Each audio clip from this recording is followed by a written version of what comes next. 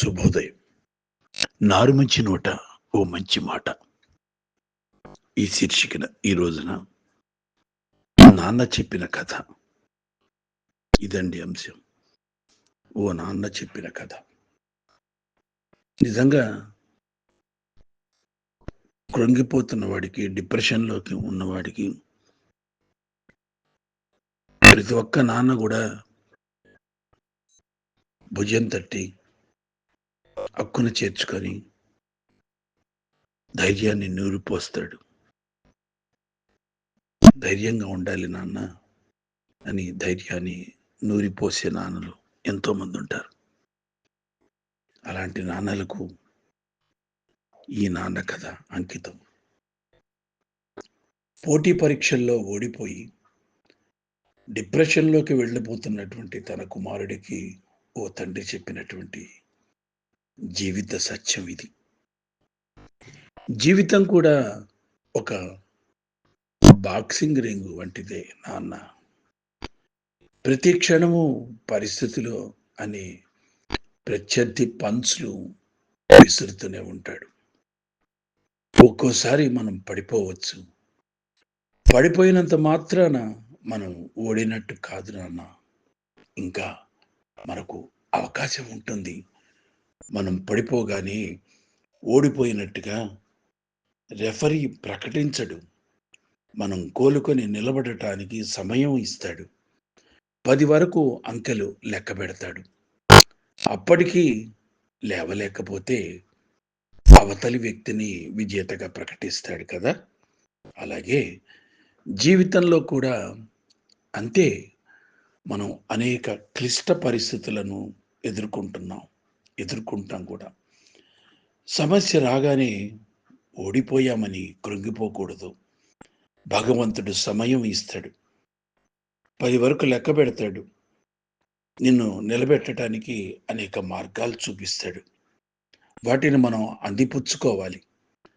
సమర్థుడైన వాడు 10 లెక్క పెట్టేలోగానే లేచి నిలబడి గెలుస్తాడు. అవకాశాలను సద్వినియోగం చేసుకోలేనప్పుడు, అంటే 10 లెక్క పెట్టేలోగా మనం లేవలేకపోయినప్పుడు మాత్రమే ఓటమిని అంగీకరించాలి. అది కూడా ఓకే. ఒక్కసారి ఓడిపోతాం, పర్వాలేదు. ఇంకో పోటీ, ఇంకో పరీక్ష, ఇంకో కాంపిటీషన్, ఇంకో మార్గం ఉండనే ఉంటుంది కదా. ప్రయత్నించాలి. అప్పుడు చాలామంది కెరటం నా ఆదర్శం అని అంటారు. అది పడినందుకు కాదు, పడి లేచినందుకు అని అంటారు కూడా. కానీ పడిన కెరటం, లేచిన కెరటం ఒకటి కాదని వారికి తెలియదు. విరిగి పడిన కెరటం ఛిద్రమై, పతనమై మామూలు నీటిలో కలిసిపోతుంది, అస్తిత్వాన్ని కోల్పోతుంది. మళ్ళీ కొత్త కెరటం పుట్టాలంటే ఆ ప్రక్రియకు ఎంతో కృషి చాలా అవసరం. మరి అలాగే కొత్త జలరాశి సరికొత్త గాలిని నింపుకొని, దిశను ఎన్నుకొని మెల్లగా ప్రారంభించి రాను రాను వేగాన్ని పుంజుకొని తీరాన్ని మహోద్ధృతంగా చేరుకుంటుంది. అది కొత్త కెరటం. దాని శక్తి అనంతం. మనిషి కూడా అంతే నాన్న. ప్రతి పతనం నుండి తేరుకొని కొత్త కెరటంలా నూతన శక్తితో తన్ను తాను ఆవిష్కరించుకోవాలి. ఈ తరం యువతీ యువకులకు ఆ సామర్థ్యం ఉంది. కానీ చాలామంది వరకు నాన్న, యువతీ యువకులు పెడత్రోవ పడుతున్నారు. ఎందుకని పడుతున్నారు? వినోదం కోసం, విలాసం కోసం, రిలాక్సేషన్ కోసం అని చెప్తూ ఉంటారు. స్నేహాలు పెరిగిపోతున్న కొద్దీ భావాలు మారిపోతూ ఉంటాయి. వాళ్ళ నడకలు మారిపోతూ ఉంటాయి. ఇది వాళ్ళ తప్పు కాదు. ఈనాటి ప్రపంచ స్థితి అలాగే ఉంది. యూత్ ట్రెండ్ మారిపోతుంది. అసలు జీవితం అంటే ఏమిటి? జీవితం అంటే విలువైనదా? గౌరవప్రదమైందా? తల్లిదండ్రులకు పేరు ప్రతిష్టలు తెచ్చిపెట్టేది ఆ జీవితం అని చెప్పి ఆలోచించట్లేదు నాన్న. చదివిన చదువులకు, వాళ్ళు నేర్చుకున్నటువంటి విజ్ఞానానికి తిలోదకాలు ఇచ్చేస్తున్నారు. ప్రతి ఒక్కరికి కూడా ఊహకు మించినంత, లెక్కలేనంత సంపాదన వస్తున్నప్పుడు ఆ సంపాదనను కూడబెట్టుకొని బ్యాంకులో వేసుకొని బంగారు భవిష్యత్తు కోసం ఆలోచించుకోకుండా యూత్ హబ్బులని, పబ్బులని, పెగ్గులని, లాంగ్ డ్రైవ్స్ అని, గర్ల్ ఫ్రెండ్స్ అని, బాయ్ ఫ్రెండ్స్ అని, విచ్చలవిడితనం, ఆల్కహాల్ ఈ రోజున మంచినీళ్ళలాగా గుటగుట గటగట తాగేస్తున్నారు ఉదయం లేచిన దగ్గర నుంచి. ఇది సభ్యత, ఇది సంస్కారం అంటూ గడిపేస్తున్నారు పబ్బుల్లో, డ్రగ్స్లో గడిపేస్తున్నారు జీవితాన్ని. ఆఫ్టర్ ఆల్ అని అనుకుంటున్నారు జీవితం. మనం చేస్తున్నది కరెక్టా కాదా, రైట్ ఆర్ రాంగ్ అని కూడా తెలియని విచక్షణ జ్ఞానాన్ని కోల్పోతున్నారు. తల్లిదండ్రులు ఇవన్నీ చూసి కృంగిపోవటం తప్ప వాళ్ళకి ఏమీ తెలియదు. మందలిస్తే ఎక్కడ ఆత్మహత్యలు చేసుకుంటారో, మందలిస్తే ఎలాంటి విషమ పరిస్థితులు ఏర్పడతాయో అని చెప్పి తల్లిదండ్రులు మౌన రోదనతో ఉంటున్నారు. తల్లిదండ్రులు కొంతమంది మన జీవితంలో మనం చేసినటువంటి తప్పులు, మన జీవితంలో ఎదిగిన పిల్లల ముందు మనం చేస్తున్నటువంటి ప్రస్తుత తప్పులు ప్రతిబింబాలై, సాక్షిభూతాలై పిల్లల జీవితాలనే మారుస్తున్నాయి అని చెప్పి బాధపడుతూ ఉంటున్నారు. కొంతమంది తల్లిదండ్రులు టేక్ ఇట్ ఈజీ పాలసీ లాగా జీవితాన్ని తీసుకుంటున్నారు. అదే మార్గాన్ని పిల్లలు కూడా అనుసరిస్తున్నారు. ఏమిటి ఈ జీవితం? భగవంతుడు ఇచ్చినటువంటి జీవితం, దీన్ని విలువకి కట్టుకుంటున్నామా, లేకపోతే వలువలు వదిలేసి విలువలు మర్చిపోయి బతికేస్తున్నామా అన్నది తెలియట్లే. ఎప్పుడు తెలుస్తుందో తెలుసా? అది చివరి నిమిషంలో, అంతిమ క్షణాల్లో, అన్నీ కోల్పోయిన తర్వాత, నా వాళ్ళంటూ ఎవరు లేనప్పుడు, అప్పుడు అప్పుడు జీవిత విలువ తెలుస్తుంది. వగచి వగచి, ఏడ్చి ఏడ్చి కృంగిపోయిన, కరిగిపోయిన కాలం తిరిగి రాదు. కరిగిపోయిన యవ్వనం తిరిగి రాదు. కొన్ని జ్ఞాపకాలు అలాగే ఉంటాయి నాన్న. కాబట్టి నువ్వు ధైర్యంగా, ఆదర్శ మార్గంగా నాన్న చెప్పిన మాటను విను. నీలో సామర్థ్యం ఉంది, నీలో శక్తి ఉంది, నీలో తెలివితేటలు ఉన్నాయి. అవన్నీ కూడగట్టుకో. సక్రమమైన మార్గంలో పయనించు. అక్రమమైన మార్గంలో పయనిస్తే, అక్రమార్జనకు చెయ్యి చాచితే, పెడత్రోవన పడితే, చెడు ఆలోచనలు నీ వెంట వస్తే, ఉదయం లేచిన దగ్గర నుంచి జీవితం అబద్ధాలమయం అయిపోతుంది. ఉదయం లేవగానే పాచిపళ్లతోనే నవ్వు అనేటువంటి మేకప్ను నీ మొహానికి పూసుకొని, నోట్లో అబద్ధాలు అనేటువంటి పప్పులను కోరుకొని జీవితాన్ని స్టార్ట్ చేస్తున్నావు. తప్పు.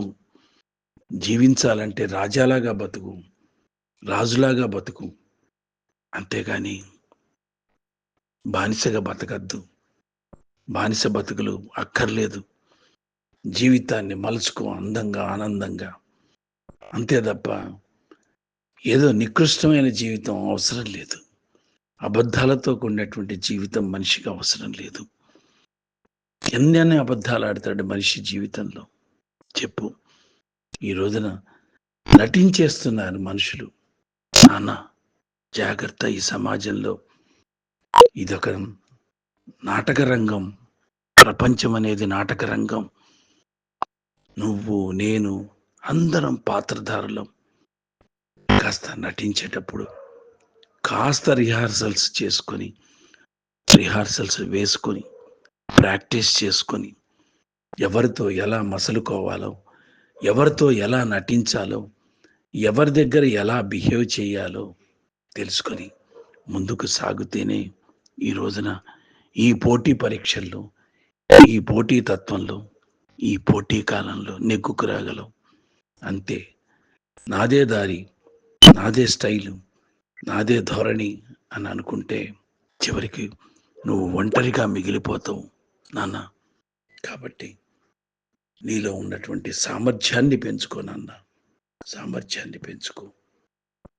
ఇవన్నీ విన్న తర్వాత కుమారుడు ఏదో తెలియనటువంటి తన్మయత్వం, ఏదో తెలుసుకున్నటువంటి జ్ఞానం నాన్న ద్వారా ఏదో తెలియని జీవిత సత్యాన్ని గ్రహించినట్లుగా మారి కన్నీళ్లమయం అయిపోయింది. కన్నీళ్ల పర్యంతం అయిపోయి ఆ కన్నీళ్లు ఆనంద బాష్పాలుగా మారిపోయి జెండా కర్రలా లేచి నిలబడి తండ్రిని కౌగిలించుకొని, నాన్న నువ్వు చెప్పింది నిజం, నాన్న నువ్వు చెప్పింది వేదం, నాన్న నువ్వు చెప్పింది నాకు సర్వస్వం, సర్వం నాన్న. నువ్వు నా వెనక ఉంటే, నువ్వు నా భుజం తట్టితే, నువ్వు నన్ను చేపట్టి ముందుకు నడిపితే ఈ కొడుకు ప్రయోజకుడు అవుతాడు నాన్న. నేను మళ్ళీ ప్రయత్నిస్తాను నా జీవితంలో మంచి మార్గంలోకి వెళ్ళటానికి. ఓడిపోలేదు నాన్న. రేపు అనేటువంటి ఆశ ఒకటి ఉంది కదా మనిషికి. రేపు మళ్ళీ నేను ఏదో సాధిస్తాను, అంతే తప్ప ఈ రోజున వెనకడుగు వేశానని, వెనుదిరిగి చూస్తున్నానని నేను కృంగిపోను, బాధపడను. మంచి కోసం అన్వేషిస్తాను, మనిషిగా బతుకుతాను నాన్న అని చెప్పి నాన్న కౌగిల్లో కరిగిపోయాడు ఆ కొడుకు. ఇలాంటి నాన్నలుంటే ఎంత అదృష్టం అండి పిల్లలకి.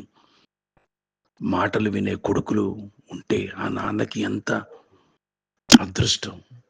నిజంగా చెప్పాలంటే ఈ రోజుల్లో నాన్న కొడుకుల అనుబంధం, నాన్న అమ్మల అనుబంధం, కుటుంబ బంధం, వసుధైక కుటుంబం విచ్ఛిన్నమైపోతుంది, చిన్నాభిన్నమైపోతుంది. ఉదయం లేచిన దగ్గర నుంచి ఇంట్లోనే నాటకం ప్రారంభమవుతుంది. ఇంట్లోనే మనసులో ఒకటి, పైకి నాలుక దగ్గర ఒక మాట అయిపోతుంది.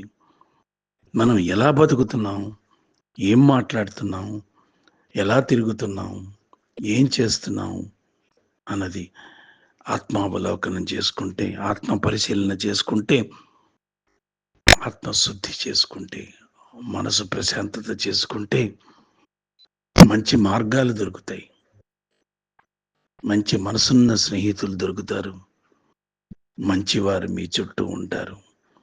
మంచిని గ్రహించాలి కానీ, మంచిని 10 మందికి పంచాలి కానీ, ఈ రోజున మంచిని ఎవరూ వినట్లేదు. మంచి నైవంచన అయిపోతుంది, మంచి ఖూనీ అయిపోతుంది, మంచి సమాధిలోకి వెళ్ళిపోతుంది. ఎందుకో తెలియదు. మనుషుల యాటిట్యూడ్స్లో, వైఖరులలో మార్పులు వస్తున్నాయి. ఇది మంచి మార్గం, ఇలా ప్రయత్నించండి, ఇలా మారండి అని చెప్తే వాడు ఒక వెర్రి వెంగళప్పలాగా చూస్తుంది లోకం. ముఖ్యంగా యూత్ ఏమైపోతుంది? హిమశైల శిఖరంలోకి ప్రయాణించాల్సిన యూత్ పాతాళ కుహరంలో చిక్కుకొని అజ్ఞాన అంధకారంలో ఉండిపోయి ఇది జీవితం అని చెప్పి ఎంజాయ్ చేస్తుంది. ఆ ఎంజాయ్మెంట్ ఎంతవరకు? అది శాశ్వతమా? అది శాశ్వతమైన ఆనందమా? గ్రహించట్లేదు. ఇదే ప్రజెంట్ సిచ్యుయేషన్ అనుకుంటున్నారు తప్ప భవిష్యత్ ఏంటి అన్నది ఆలోచనలోకి రావట్లేదు.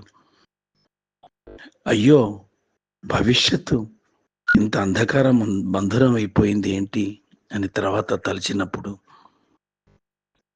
వర్తమానంలో తాము అనుసరించినటువంటి గతంలో ఆ పరిస్థితులు తెలుసుకొని కృంగిపోతున్నాడు మనిషి, బాధపడిపోతున్నాడు, కృషించిపోతున్నాడు. కాబట్టి ఓ మంచి నాన్నలారా, కొడుకుల్ని చేరదీసుకోండి. ఓ మంచి నాన్నలారా, చెడిపోతున్న కొడుకుల్ని మార్చండి. ఓ మంచి నాన్నలారా, మీరు మంచిగా మసలుకోండి. ఇది చెడుగా ఉన్న నాన్నలకు వర్తిస్తుంది. కాబట్టి నాన్న కొడుకుల అనుబంధం శాశ్వతం. స్వస్తి. భవదీయుడు నారుమంచి.